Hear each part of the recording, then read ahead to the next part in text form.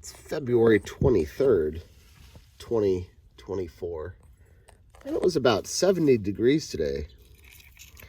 So I'm lucky enough here in California to have wild figs. And these are unnamed fig trees that are out on public property that no one's probably touched in who knows how many years. So I have this one, I'm going to call it Via Granada. And what I've done to prepare this, I don't know if you can see that there, I've scratched off just a little bit of the outside bark on two sides.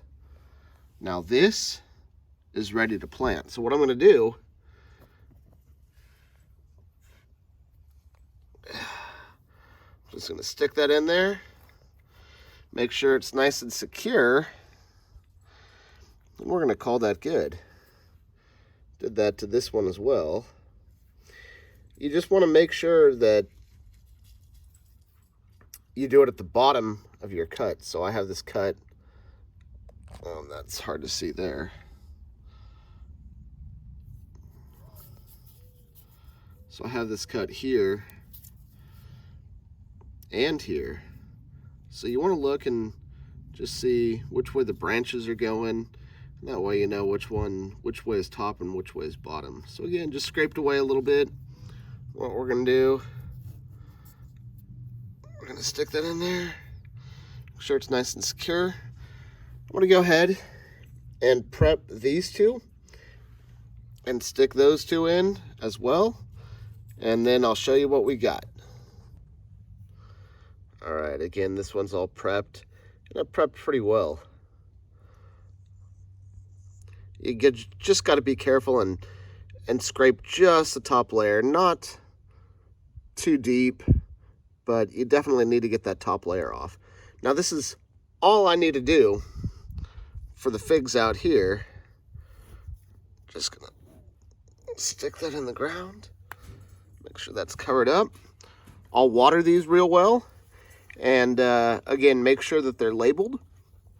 This is all one branch, one long branch that I cut into 4 separate pieces that are all about 6 to 8 inches long. And I'll water these up. It's starting to get a little warm out here as we get towards March and into springtime. So I just need to make sure I keep these watered, and they should be good.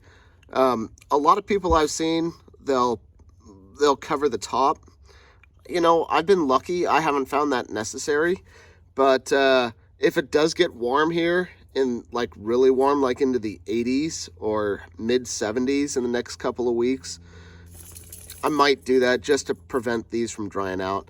The other thing that I can do is I can put this plastic bag over the top of these and really allow these to be in a humid environment for the next couple of weeks until they really start to put on growth. And these they'll start to put on growth. You'll start to see buds coming out here and down here. Now this one, it's already starting to leaf out, but that's gonna die back, and we'll see new growth a little bit further down. So it's the next day, and I decided to move my figs to this south-facing location. I did cover them up. Now it's probably a little hard to see there. So I got this plastic bag that they were in.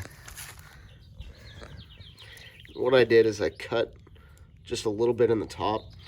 That way it won't get moldy or anything like that. So the reason I moved them to the south-facing location is so that they get a little bit of morning sun and not the afternoon sun.